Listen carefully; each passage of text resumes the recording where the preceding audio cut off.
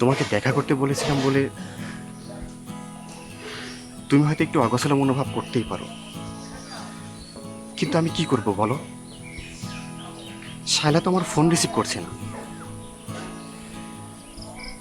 আর শালার ব্যাপারে তোমার সাথে কথা বলার জন্যই তোমাকে খুব করে রিকোয়েস্ট করেছিলাম দেখা করতে।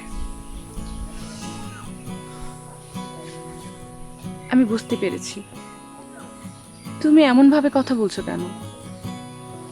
তুমি তো কোনো দোষ করনি, তারপরেও নিজেকে দোষী মনে করে আমার সামনে এভাবে মাথা নত করে যাচ্ছ। আচ্ছা তুমি কি জানতে চাও বলো আমাকে। তুমি শায়লার যেমন যথেষ্ট কাছের, তুমি আমারও যথেষ্ট কাছের একজন। আমার মনে হলো আমি যদি বলি আমার ভিতরটা এখন কি বয়ে যাচ্ছে, সেটা তুমি শায়লাকে বলে হয়তো মানিয়ে দিবে। আর তুমি বোঝো আর নাই বোঝো, আমি শায়লাকে যথেষ্ট ভালোবাসি। আমি শুধু তার সুখের জন্য তার প্রেমিকের সাথে মেলামেশা করার পারমিশন দিয়েছিলাম, কিন্তু এমনটা যে হবে আমি ভাবতেও পারিনি। তুমি খুব ভালো করেই জানতে তোমাকে বিয়ে করার আগে তোমার স্ত্রীর একজনের সাথে ভালোবাসার সম্পর্ক ছিল। এখন সে তার বাকিটা জীবন তার সাথে কাটাতে চায়। আর এখন তুমি কেন অহেতুক তাকে ভালোবেসে যাবে? এই একতরফার ভালোবাসার কি দরকার ছিল? তুমি তো বুঝতেই পারছো সে তোমার সাথে আর অ্যাডজাস্ট করতে পারছে না। তারপরেও যদি তুমি বলো, তাহলে বলো তুমি কি শুনতে চাও। যেদিন আমরা বিয়ে করেছিলাম সেদিন বাতাসে প্রলাপ জড়িয়েছিল, আকাশে বয়ে চলেছিল নিরন্তর মুগ্ধতা। এমনই একদিন আমি তাকে আমার স্ত্রী হিসেবে গ্রহণ করেছিলাম। তুমি যত যাই বলো, আমি আমার স্ত্রীকে ত্যাগ করতে পারবো না। সে একটা ভুল করতে যাচ্ছে, আর সেই ভুলটাকে শুধরানোর দায়িত্ব আমার, কারণ আমি তার হাজব্যান্ড। তুমি বুঝতে পেরেছো তোমার স্ত্রী তোমাকে ধোঁকা দিচ্ছে, তারপরেও তুমি তোমার স্ত্রীকে আপন মনে চেয়ে যাচ্ছ। এরই নাম তো পরিণয়। আমি কেন এমন স্বামী পেলাম না? আমার তো স্বামী ভক্তি কোনো কম ছিল না। এমন একটা স্বামীকে দুর্দশা রেখে কিভাবে তার স্ত্রী দূরে থাকতে পারে? তুমি কি কিছু বলবে? তোমার কথাগুলো শোনার পর আমি তেমন বেশি কিছু আর বলতে পারছি না। আচ্ছা তুমি কি চাইছো সেটা আমাকে বলো। বেশ কিছুদিন ধরে আমি একাকী জীবন পার করছি। আমি আমার বউটাকে ফেরত চাই। আমি আর একা থাকতে পারছি না। আমার কথা না হোক, তোমার কথা তো সে শুনবে। আমি শায়লাকে বোঝানোর চেষ্টা করব তুমি তার জন্য ঠিক আছো। তবে একটা কথা বলো তো, দিনের শেষে রাত আসে, তাই নয় কি? তোমার বউ যদি তোমার কাছে ফেরত না আসে, তাহলে তোমাকেও তো একটা সিদ্ধান্তে আসতে হবে।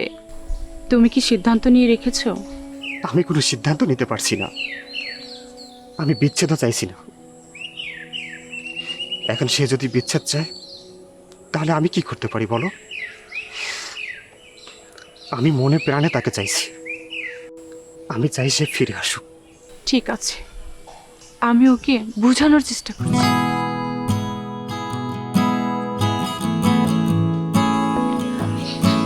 কি করছো? পুরুষ হয়ে এইভাবে কান্না করছো? আমার ভাবতে অবাক লাগছে, একজন পুরুষ তার স্ত্রীর জন্য এইভাবে অশ্রুজল বের করতে পারে। এই কোনো অস্ত্র জল নয়, এ আমার না বলা ভালোবাসার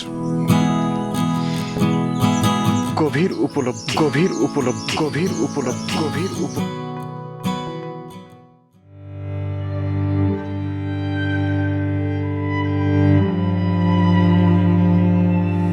আমি জানতাম তুমি আমাকে অবশ্যই নিতে আসবে। ওগো, তুমি আমাকে এবারের মতো ক্ষমা করে দাও। আমি তোমার সাথে আবার নতুন করে সংসার গোছাতে চাই। আমি তোমাকে কমিটমেন্ট দিচ্ছি, আমি এখন থেকে শুধু তোমার। এত ভুল করার পরেও তুমি আমাকে আবার মেনে নেবে তো? তোমাকে যখন বিয়ে করেছিলাম, তখন তোমার চাওয়া পাওয়া সবকিছু নিয়েই তোমাকে বিয়ে করেছিলাম। কিন্তু তুমি আমার চাওয়াটার দাম দিলে না।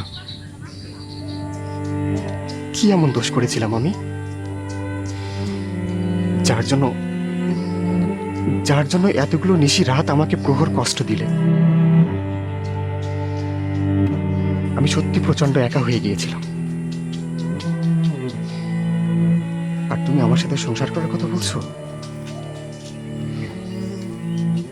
তুমি কি তোমার প্রেমিককে ভুলতে পেরেছো?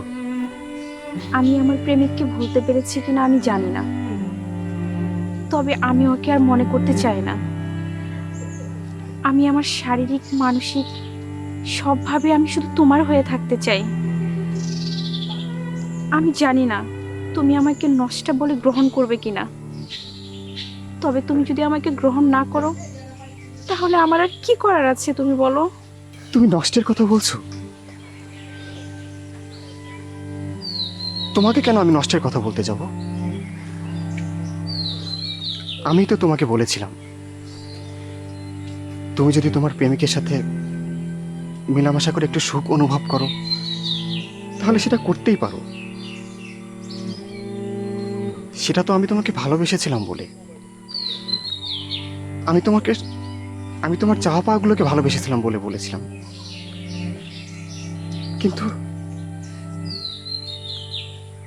তুমি আমায় ছেড়ে চলে গেলে। এটা তুমি আমাকে কি প্রতিদান দিলে? ভুল করেছি গো, কি করব বলো। প্রথম ভালোবাসার অনুভূতি ছিল তো, তাই হয়তো নিজের স্বামীকে পর মনে হয়েছিল। আমি তোমাকে নিয়ে অনেক ভেবেছি,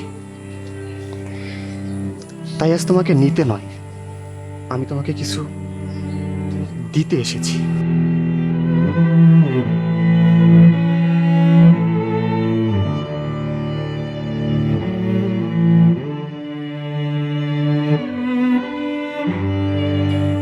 বিচ্ছেদপত্র? তুমি আমার সাথে বিচ্ছেদ করতে চাচ্ছ এত কিছুর পরেও? কেন?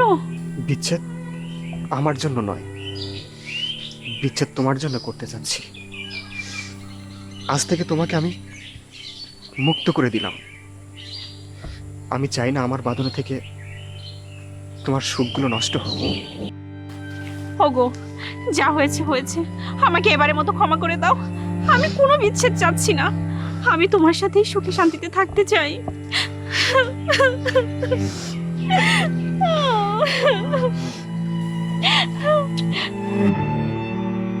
পরম সুখের শেষ চুমুটা তোমায় আজ আমি দিয়ে গেলাম। তুমি তোমার নতুন সঙ্গীকে নিয়ে সুখে থেকো। আমি না হয় সুখে থাকবো তোমার স্মৃতিগুলো বুকে নিয়ে।